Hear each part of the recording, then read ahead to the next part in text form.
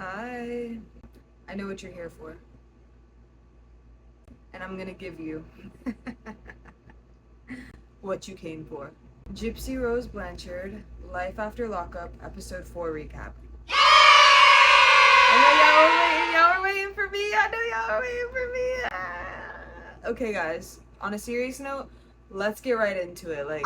No introduction, nothing. Let's go. So the episode starts in Louisiana, and it's been 2 weeks since Gypsy's released from prison. And it's also in mid-January of 2024, so it's this year. It starts off with Gypsy saying that she had a nightmare and she couldn't sleep, so she left Ryan in the bed and stepped out into the patio to just take a breather and get some air. She said she kept thinking about that house and the shoulda, coulda, wouldas that she could have done, which we all know what she's talking about. She also says, it's really not that easy to live with. And it's like, I mean, if I unalived someone, or orchestrated it, whatever, helped someone do it, was there, I would have nightmares about that too. No cap.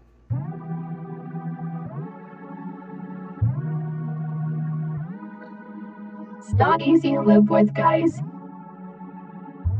That's how you can tell she also has not healed that trauma, because I know that when I was traumatized by something that I couldn't let go of, that I didn't forgive, I kept having bad nightmares about it and just weird ones, whatever. But whenever I let that go and I forgave that person entirely and gave it to God and I truly healed from that, is when I stopped having nightmares and I actually forgave that person and moved on. Like, my soul let it go, you know what I mean? So it's like, yeah, like, no crap, you're gonna have nightmares if you helped plan and orchestrate the unaliving of your mom. And she also says that she's had nightmares since her crime. And then she's like, well, crime doesn't have everything to do with it. And she said that she has nightmares, like, just always involving her mom, no matter what. She also says that it was her choice to commit this crime and that she doesn't know the first steps to forgiveness, which is a lot. Do you know what that means? Like, what? I thought she learned a lot of that in prison. Like, I thought she went to therapy for it. Like, I thought they helped her with that. I guess not. I don't know. She seems very traumatized, though. She's very traumatized. Like, she's having nightmares every night. Every time she closes her eyes, she probably sees Dee Dee's face. Like, it's like that. These nightmares, that's something that's been going on through. Oh yeah, nightmares. And I mean, it's not always about the crime, it's about my life with my mom. It always involves my mom. There's nothing that I could do to stop the nightmares. It's my psyche going over things that I wish I could have or should have done differently. And so I just keep going back to that. So Gypsy and Ryan are spending the weekend at the Blanchard home, and she hasn't done that since, I think she said, the age of 10. The Blanchard home as in her dad's house. Gypsy, her sister, Kristy, Ryan, and her dad drive around the town and go to different places to, like, reminisce and just the nostalgia factor and stuff like that. So they went walking around and they went to, like, a park. Then the dad is driving and it confuses me because he says, remember I said your mom and I got back together for a little while? Gypsy says, He says, me and Dee Dee lived, I think it was on this street. I can't quite remember, man. It was one of these little houses in this neighborhood. I'm not exactly sure. It was like 3 months. And I was trolling, so I might have spent like a week there, you know? But that's when you had the breathing machine, the sleep mask. And they say that's what came first with the diagnosing. But what was he saying, like, about trolling? Like, was he saying he was trolling Dee Dee in the relationship? Like, what was he saying? Can you guys pause the video? Comment down below what you think he meant by, let me read it verbatim. Me and Dee Dee lived, I think it was this street. I can't quite remember, man. It was one of these little houses in this neighborhood. I'm not exactly sure. We didn't It was like 3 months, and I was trolling, so I might have spent a week there, you know. But that's when you had the breathing machine. That's verbatim word for word. So he stayed there for like a week because he was trolling Dee Dee. What does that mean, bruh? Like,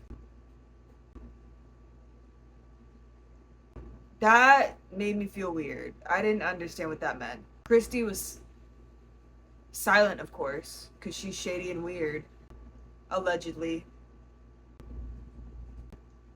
All I know is that Gypsy told us that the mom said that the dad called her the R word when she was doing the Special Olympics. I need to watch more research because I need to know more about the dad. And if you guys know more about the dad and Dee Dee's relationship, please let me know in the comments as well because I don't know. Like, and I'm going to do more research. The dad acts so innocent, like in everything. Like, even like the last episode when getting her the gift, like, after I was thinking about it and someone said it was corny, I was like, why did he get her the cheesiest thing he could find? The necklace that said all that shit. But when she was having the Special Olympics, where was her necklace then? You get what I'm saying? Or bombastic side eye. and also to have a wife like Kristy, what kind of character are you behind closed doors when the cameras are off? I read somewhere that in a documentary, like I read on Reddit or something, in a documentary, they said that Dee Dee was 6 years older than Rod, and he was like 17 when they met. Correct me if I'm wrong, and let me know in the comments, guys, please. Like, what? So back to the recap. Gypsy said that her grandma passed away when she was 7 and that Dee Dee was hysterical about it. When she found out the news, she was throwing all the angel statues around the house. She was cursing its name. Gypsy remembers that Dee Dee always wanted to be buried with her mom, but she wasn't. And Gypsy said that she had no control over it because she was in prison. Then she talks to her grandma's grave with Ryan's support. The next scene, Gypsy and her family all go to her cousin Bobby's tattoo shop. Hey, what's going on? Hi, hey, Bobby. Gypsy, hey, good to finally see you. You too. I was close with my mother's side of the family when I was really little, but I think that I have bonds to men still. I'm a big believer in that it's like never too late to do that. The cousin is talking to the camera and saying that the uncle knew some things about Dee Dee, but he never knew. He just knew Gypsy as like her to be the sick girl or whatever, the sick child, and knew that she was always in and out of the hospital. And, from his two sisters, they would tell us, Gypsy's going back into the hospital, she's going to surgery. So I just knew her as being a sickly kid. I really didn't know much else. It's been a long time. Gypsy said to the cousin, like, oh my gosh, my mom actually kept a picture of you inside of her wallet. The cousin was like, yeah, Dee Dee and I were actually really close. Like, the other aunts were all older, but Dee Dee was like a younger aunt. So basically, like a second cousin to him, you know?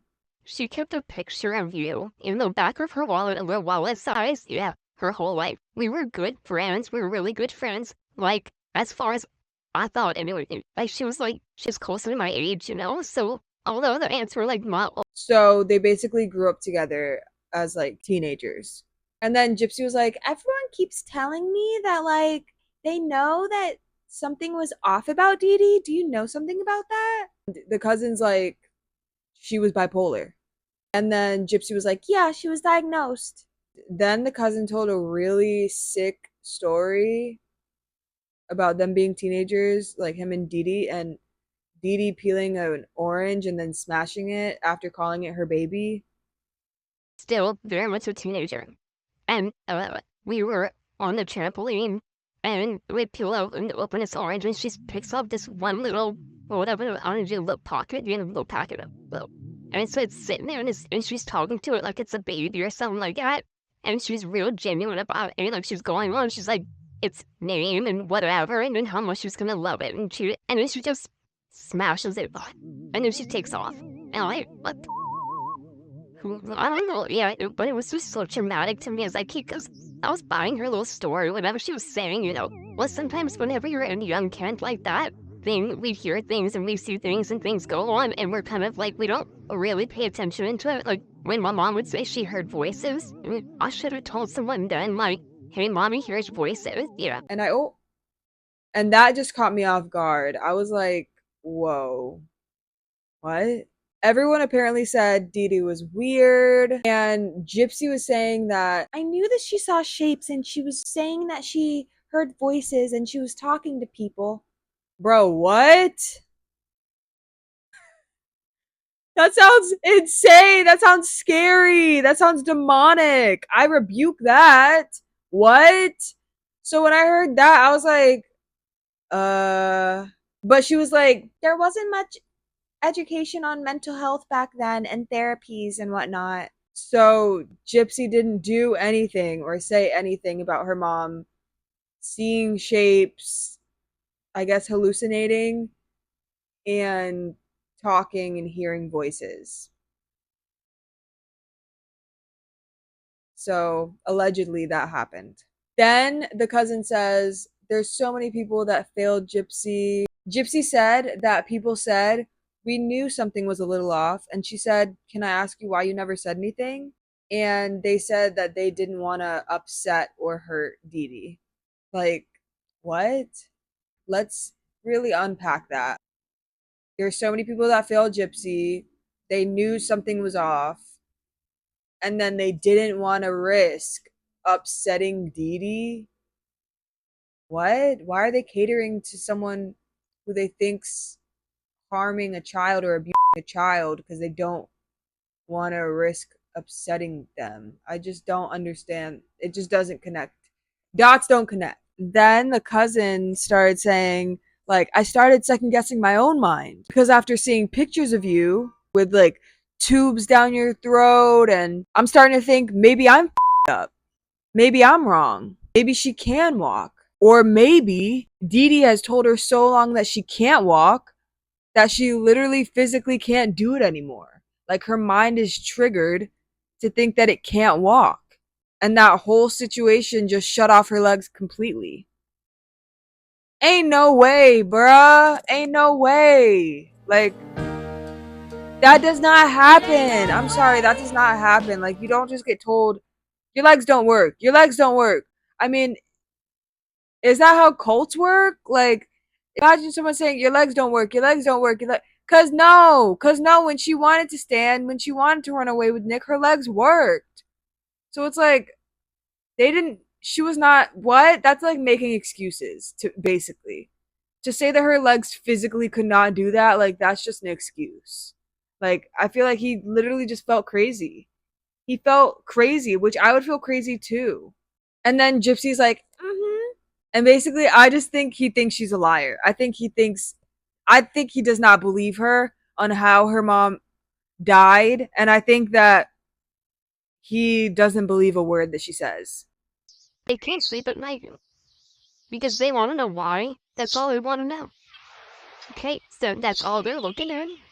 Sir, I have a million questions right now. If you know what, I'm proud you for one to ask those million questions, and you know what, we can answer those, okay? But we already done with the bottom of why. Okay, the why. In your face, your friends. I'm very, very concerned about you. They all love you. But guess what? When those friends are standing at the bottom of that hill, I am in this state of that snowball. It's being a really pressure because they want to know what is very dirty. He tells me, what? He think of this me. I have always listened to my mom and her best friend. Listen to me. Listen to me.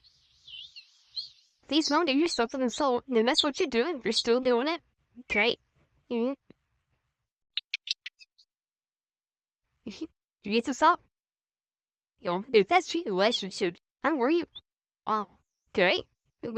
That's all. Is it? If I really the basic hacks of what is going on, sweetheart, my friend had, I have, I do have a phone that I just like call people. I just basically used it for Yahoo messaging app, and one of the people that had texted me, I had texted him and I was leaving home, and he texted me, and he's like, "Are you okay?" People have been posting since up on Facebook, and I have them like posts. And unfortunately, police came before I could even read what he was saying. So I guess he was trying to tell me something. That you see that's what your friends, all your friends are wondering why. Even that friend that you're talking about is wondering why. And really is worried about you. Aaliyah. Oh, look at me. Look at me. Aaliyah's always been a police to me. But look at me. This time is different. This time is a lot different. He saw the videos of her screaming, crying, saying, "I didn't do it. I could never do it." And then the videos of her saying that she did it and orchestrated it. And then I feel like when she confessed, the family probably felt betrayed.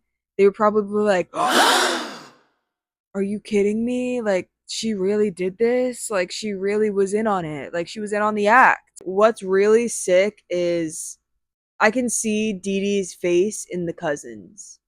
Like, when I'm looking at the cousin's face, I can tell that he's a part of Dee Dee's side of the family. I can tell, like, oh, maybe they have a certain family nose or a certain family forehead or something. Like, it's really just messed up. I just feel bad for him. Like, I don't know. Oh my gosh. This is so freaking awkward, bro. She then asks if anyone on the side of the family asked about her, how they feel about being in communication with her. And he said no. Like, he said no. Like, nobody is basically bothered. Nobody cares about you. No one asks about you. And then he also said maybe it's because, like, that's their little sister, you know?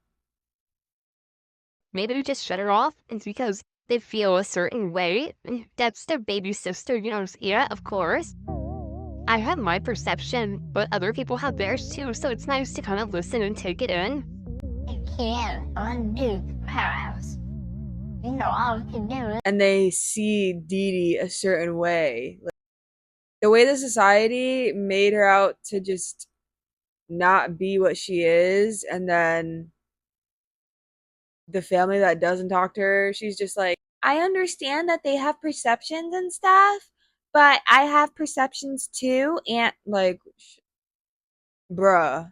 So Gypsy said, word for word, I have my perception, but others have theirs too. So it's nice to kind of listen and take it in.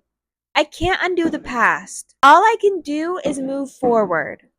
So basically, nobody on Dee Dee's side of the family fucks with Gypsy. I'm guessing except for that cousin. But the dad's side of the family does. Interesting. We haven't seen anyone outside of the close family of Dee Dee's other than the cousin. So, yeah, I just think that they're all traumatized and they want nothing to do with Gypsy, basically. The next scene, oh my gosh, bro. Everyone's in the tattoo shop, right? So they've picked Gypsy's tattoo, whatever, whatever. And randomly, the producer is talking to Gypsy. She says it's her first tattoo. And the cousin, Bobby, who's the tattoo artist, made sure, quick, to correct her. Wait, her first professional tattoo. He's like, yeah, don't forget, you got a tattoo in prison. You have tattoos. Ah, yeah. This is my first one. It's your first. It's my first one too. So, Stefan, not her first professional. Yes, I have a pick and poke and I did in prison. What's a pick and poke? You gotta sharpen up a staple. Yeah, take some gel bit, and then you can drive it into yourself. A pick and poke and I did in prison. What's a pick and poke? You gotta sharpen up a staple. Yeah, take some gel bit and you can drive it into yourself. So basically, it's like, why are you lying, bro? Like, if you had a prison tat, just say that. Like, why are you lying though? this is my first tattoo. No, because when I did a stick and poke,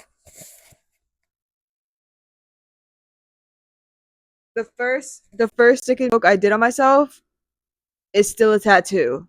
I didn't do it in prison, but it's a stick and poke, okay?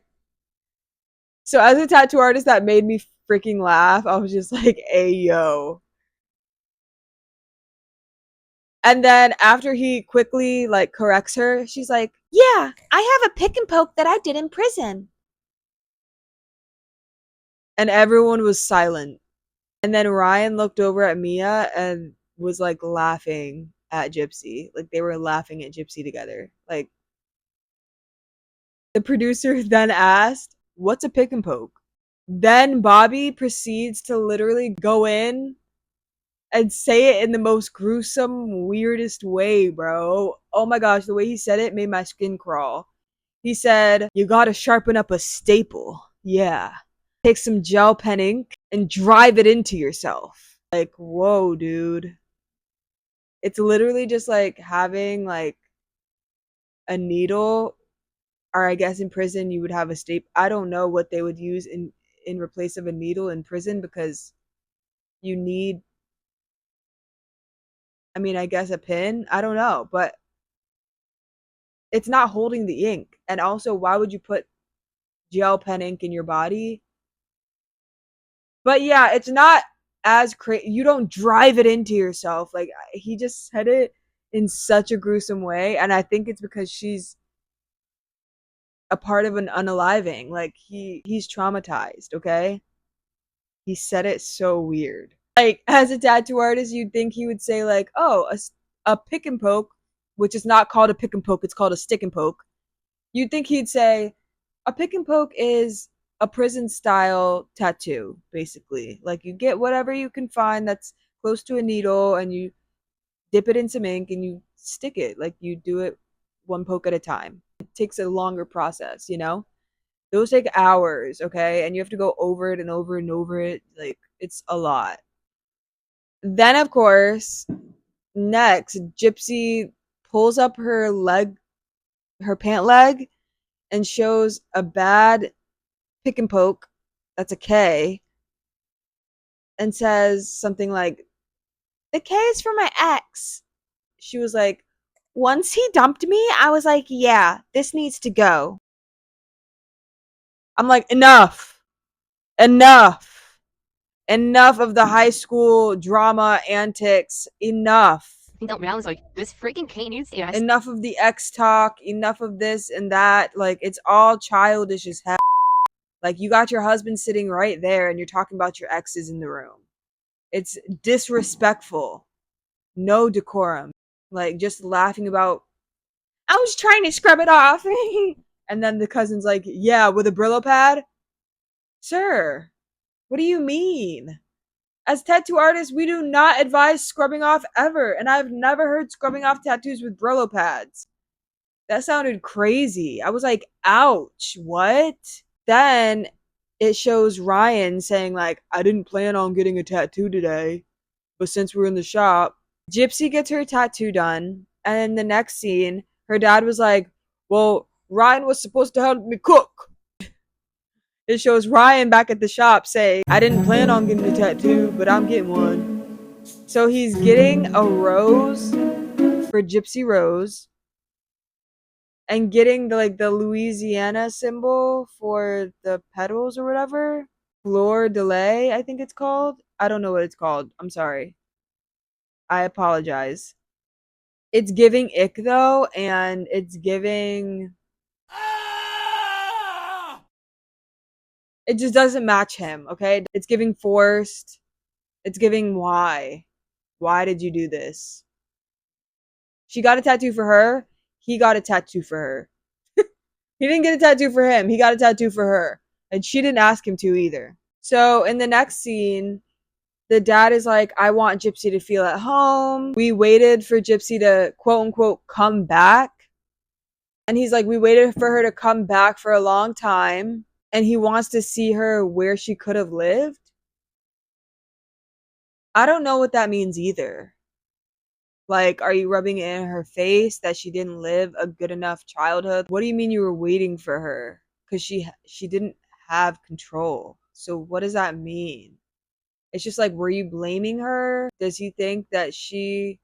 I don't know. I don't know. The way he words stuff is strange and just off-putting. I don't know.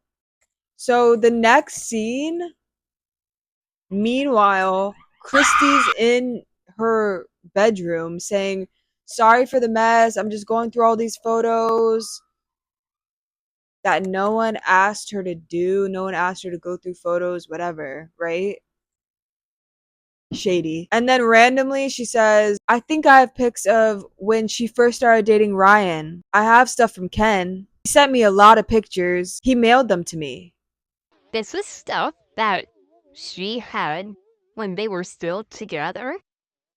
They lasted for about like 2 years, honestly, and what I thought at the time is that he couldn't take the heat. Gypsy's first true relationship is with Ken, where she experienced struggles, where she experienced laughter, and experienced heartache. Hold up. Wait a minute. I feel like y'all forgot about Dan. It's like, you're an independent woman. You can leave. And I just kept explaining, I can't. You don't understand. I can't. My mother will find me. And he would tell me, no, I'll make sure to protect you. And so we created this plan that I was going to leave home and he was going to take me to his farm in Arkansas. So one night, when my mother was asleep, I stole my mother's cell phone from her purse, and I was texting with Dan. And he sent me a text that said, "Could tonight be the night that we run away together?" And I was like, okay. In 2019, in an interview from prison, Nick described his relationship with Gypsy as the best days of his life.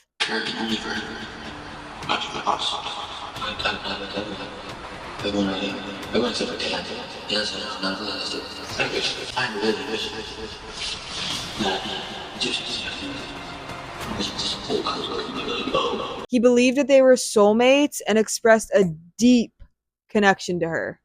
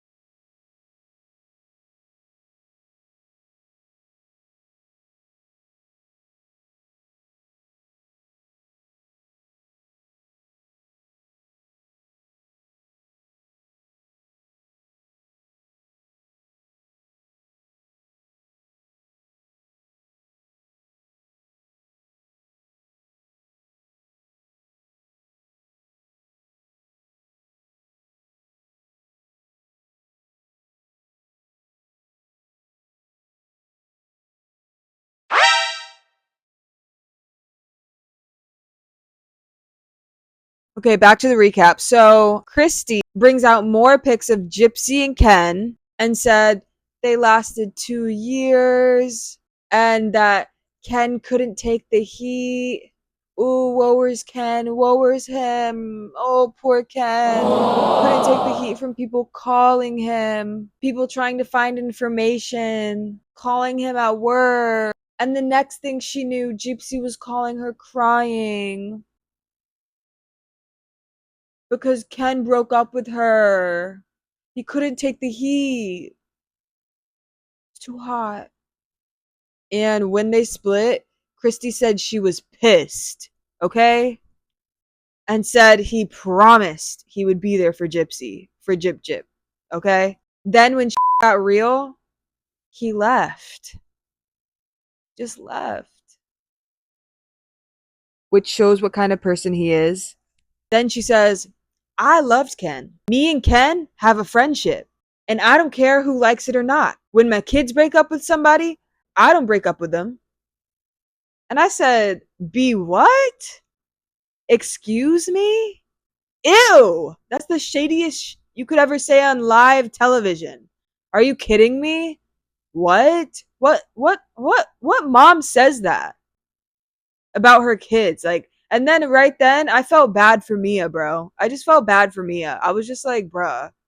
Fake is to your own family and kids. Kristy gives bad, weird, shady vibes for sure. Right off that, I was like, yeah, I know what kind of mom you are. Yup. He broke up with her. When they did split, I was pissed.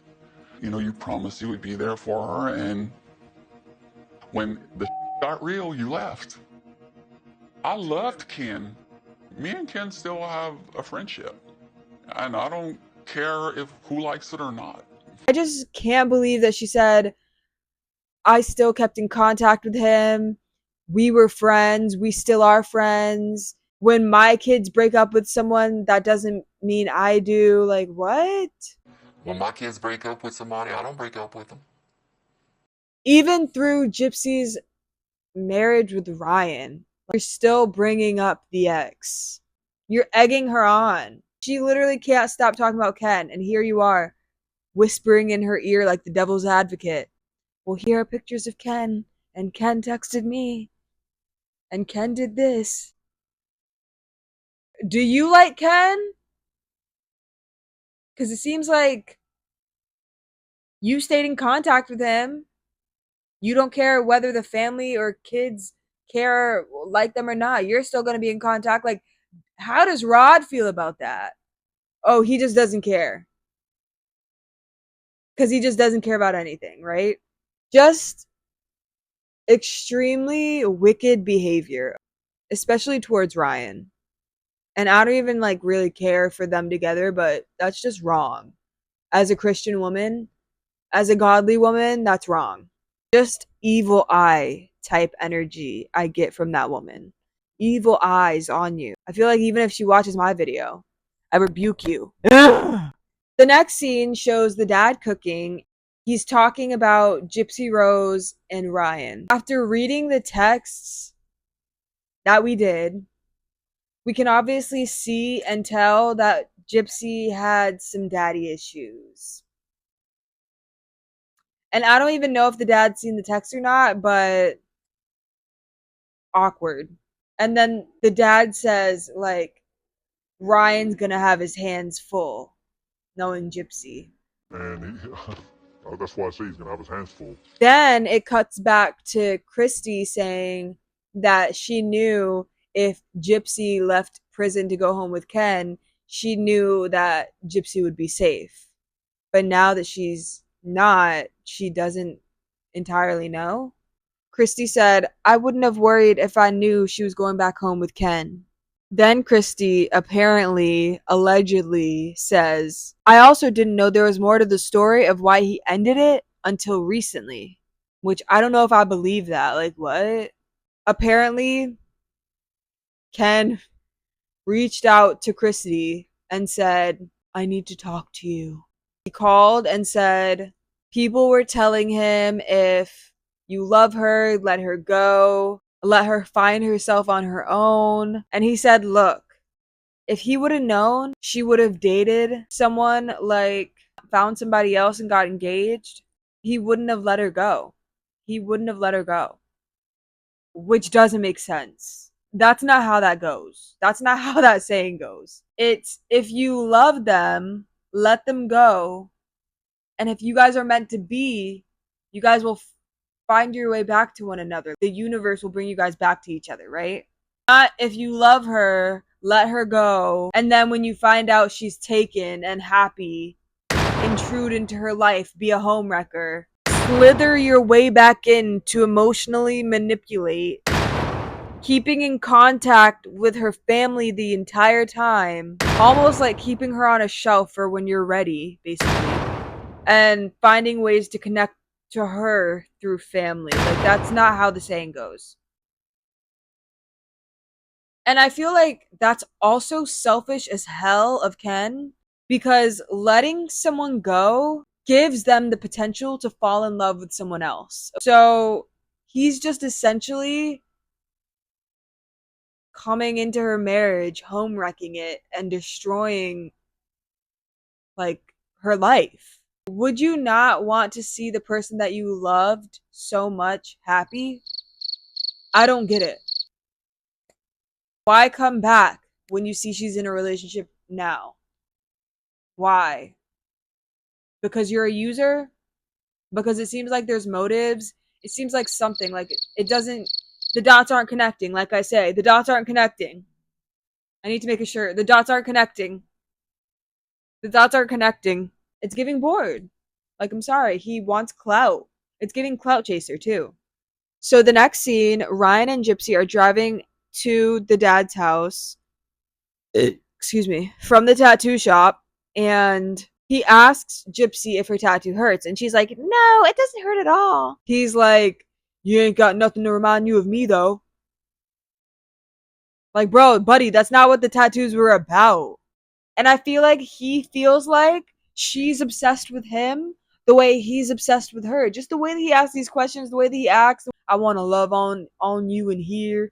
Just the weird stuff, like maybe she acts differently to him off camera. And that's why he's thinking that. Because why would he think that she would get something to remind her of him unless they talked about it or something? Like, I don't know. Because his whole tattoo was literally a dedication to her, okay?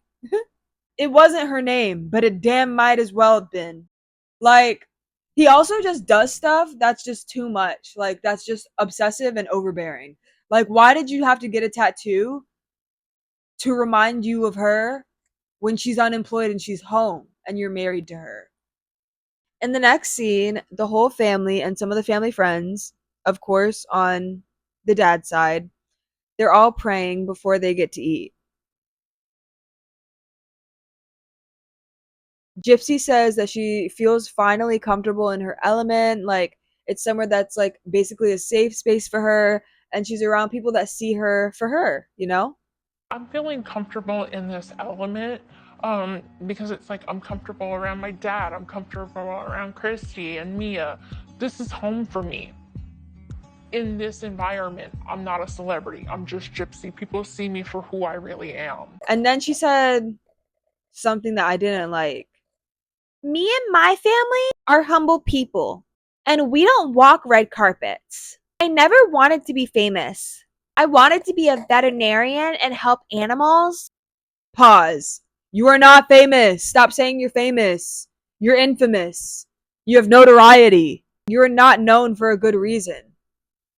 Second of all, what threw me off, saying your family's humble and you don't walk red carpets, okay?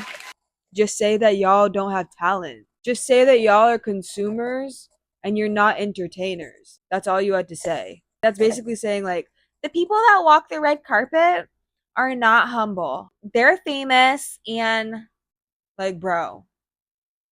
So after they eat, they have a bonfire in the backyard and everyone is talking. Gypsy expresses how she doesn't want to bring her past into her future and wants to live in the present. A good daughter.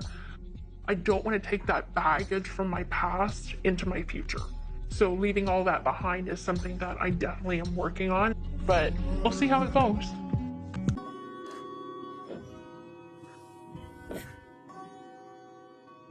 So the next scene is 2 days later, and it's when Ryan is getting ready for work, and it's like 6:45 in the morning, right? And Ryan is talking to the camera and he's saying, like, it's been a great couple past weeks, but now I have to get back to work.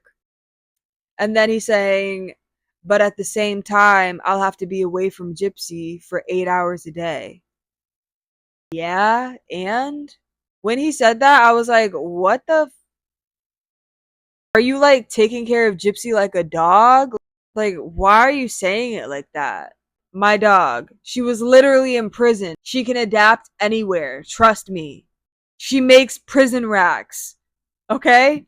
She can make with wherever she is. She learned how to adapt.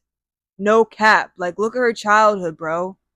She faked being in a wheelchair. She would routinely shave her head, bro. She adapts. The next scene, it shows Gypsy accidentally spilling coffee all over a magazine that she's the front cover of. Oh, crap, crap.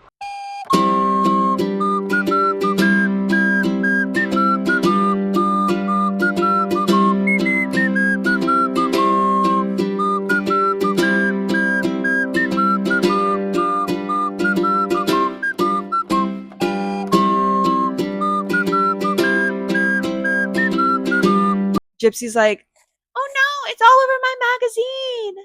Well, we'll just have to buy another copy. Literally acting like she's the cover girl of the magazine, bruh. Like, this is an important magazine. Like, oh my gosh, like, I'm the cover girl of this. Like, when I heard her say we'll just have to buy another one, I'm like, she's so vain.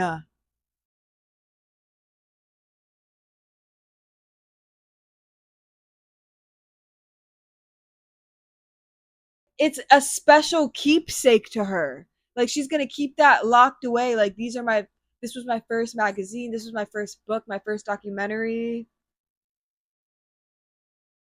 Then Ryan kisses Gypsy and he's like, I don't want to leave you. And she says, it's okay, I'll hold the fort down. And he says, okay, Gypsy not going anywhere today. Talking to her in third person like she's a dog. Like, it was just so weird. He says that as he's leaving the house, and I'm just like, ew. You sound like a dad. You sound like you're talking to a dog. You sound like you're talking to a kid. I don't know. It's strange. It's really overbearing and suffocating. Like, if I just got out of prison and I heard that shit too, like, I can't even go to the store. She smoked cigarettes. I couldn't even go to the store to get a pack of cigarettes. I couldn't even leave the house. I couldn't even leave to go to the beach, something to clear my mind, the library. I don't know, anywhere. And I just have him telling me what to do.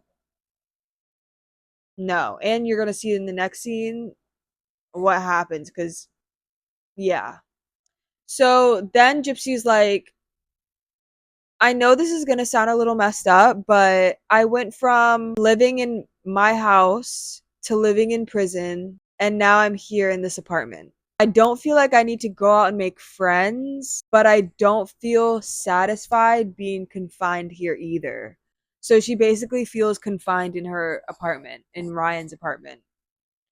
And not saying it's comfy either, because it definitely is not styled nicely. Like, it's not like an interior designer just came in there and made it the best for Gypsy. I would probably feel the same. Suffocated. She then cleans up Ryan's closet, cleans it out. It takes her like, what, 2 hours, I think she says. And then she goes to clean out his fridge, which literally has 8,400, 200, 500,000, 600 one Tupperwares and no fresh foods and so many condiments, like OD amounts of condiments and creamers and just non-edible meal items. It was absurd. It was ridiculous. And I am not surprised that she did that. There's probably so much old rotting shit in there. Tasks as a housewife so far. This is something that I've been needing to get to. I mean, he does understand that I have a history of living with a hoarder, and so this kind of stuff Irritates my soul. growing up. There was a whole room that was just like this junk room with piles and piles of clothes that needed to be washed. So while Ryan's at work, the next scene, Gypsy is like sitting on the couch. She's on the phone and she gets a call from Kristy. Kristy calls her at 2 p.m. and Gypsy.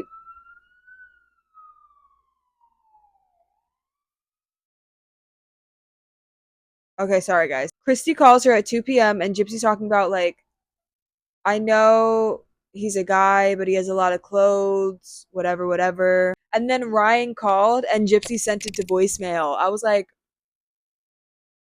if I went back to work and I was on break and I wanted to call my wife to just see how she's doing, to check in on her, whatever, and she just rejects my call, bruh, I'd feel some type of way. Like, what? You're literally home, unemployed, doing nothing. Like, what? Cleaning closets. Like, you can answer your phone, but she declines his call for Kristy, the shady witch. Then Kristy said she was just calling to check it on Gypsy, and then says randomly, Ken checked in just to see how you were doing. And I said, doing great.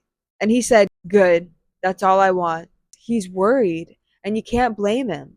But he told me that if he loved you enough, he needed to let you go so you could find love yourself. That's what he told me he did. Being devil's advocate and trying to break apart the marriage.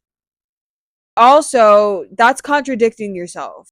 Because if he loved her to let her go, to find herself, and she found Ryan in that process, then why isn't he just leaving her alone? Then Gypsy's like, so that's why he ended things with me? Kristy's like, yeah, he regrets it. Woe is Ken. Just manipulative. I feel like Gypsy has a bunch of like yes men around her, okay? Also manipulative people around her, and also she learned manipulative tactics from her fucking mom. I just think the whole family is shady, and the one person that hasn't been shady to me is Mia. That's the one person. She's just been like the sister, like the stepsister that is there, you know, like just being there, just trying to support her. Then Gypsy says on the phone that she thought that maybe at the end of it all, maybe a week before she got out of prison, that Ken would come back in and say, I'm ready to be with you through this. I'm sorry I wasn't there for you. Can we pick up where we left off? Thought maybe at the end of it all, maybe a week before I got out, he'd come back in and say, I'm ready to be with you through this. I'm sorry I wasn't there for you. Can we pick up where we left off? Delusional. Then Kristy quickly said, I'm gonna tell you straight up. He wanted to. He didn't want to ruin your happiness. He loved you that much, and he still does. Literally making Gypsy cry and gaslighting her because Ken made that excuse up on the spot to just clout chase and get back into her life and slither in, okay? He doesn't love her that much and still does. Because if he loved her, he would let her be happy. But he's literally ruining a marriage. He's not a godly man. It's disgusting. It's wicked. And I rebuke it. And I rebuke Ken. And I don't think he's a good man for Gypsy. Kristy said, there's always going to be a part of you that loves Ken. And that's okay. Things that he told me, there's not a day that goes by that he doesn't pray for you. Just gaslighting, bro. Making Gypsy feel terrible, bro. Gypsy's like crying. She's like, I just don't understand because he found someone else. And I'm like, wait, I thought he couldn't handle the heat. I thought he couldn't take the heat. Why is she saying he found someone else? So he left her to be with another girl? Hold up. And then Kristy's shady ass says, well, he's not with anyone right now. And Gypsy says, of course not. Shady. Everyone's shady, like I said. That's so fucked up to Ryan. That's so messed up to Ryan. Like, you're his wife. And you're saying, in another universe, if he wasn't, so fake, so wrong. But this is the man that you wanted to marry. This is the man that you wanted to be with. This is the man that saw you for you, right? This is the man that wasn't like any of your other exes, right? Or were you just lying about that too? So then Gypsy's basically talking about Ken, and she's saying like she knew that he liked blondes when they were dating, so she would be in the shower in the prison cutting her hair with nail clippers. That was quote unquote her trying to do anything she can to get his attention again. And she would have given anything to that man. The sun, the moon, and the stars and gave it to him on a platter. And that hurts me that I loved him that much. Why does it hurt you? Because I feel like no one is ever gonna love him as much as I loved him at that time. Like, that sounds like very, very toxic emotional attachment issues, which reminds me a lot of how she was with Nick. Like, because they used to send messages back and forth of them worshiping each other and Gypsy saying she worships him, as we saw in the text. So it's just like she's continuing these cycles over and over and over because she's never when you don't heal from trauma, you bring it on in the next relationship. The karmic cycles keep repeating themselves until you break that cycle, until you heal. You're going to keep repeating that trauma. Then the scene keeps dragging on, and we see Gypsy have a mental breakdown. And it makes me feel better knowing that he's truly sorry for hurting me. But it doesn't change anything. Like, I married Ryan. I have a marriage now. I'm wearing this wedding ring that belonged to Ryan's mom. I have a commitment to my husband. And I want to keep that. But what's gonna happen when Ryan and I have an argument?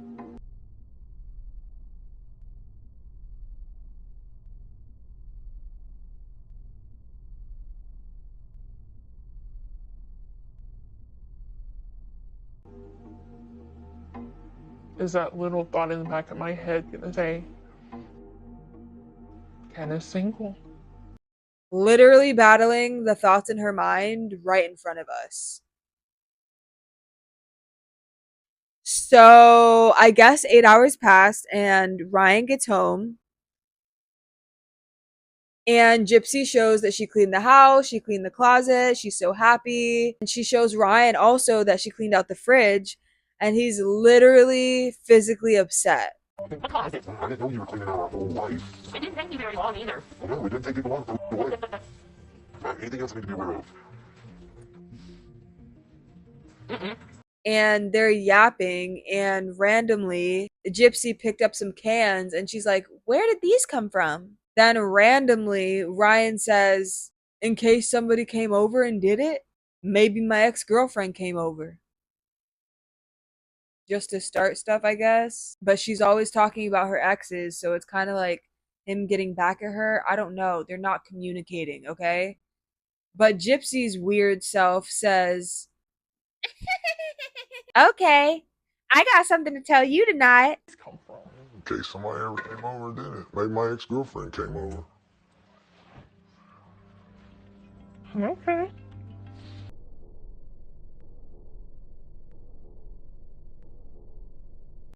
I got something to tell you tonight. I'll get you back for that. Oh, really? No. Then tried to kiss him. He was just like, "No, no, I don't like that." The next morning, the producers asked Ryan what happened and they were sitting down with him.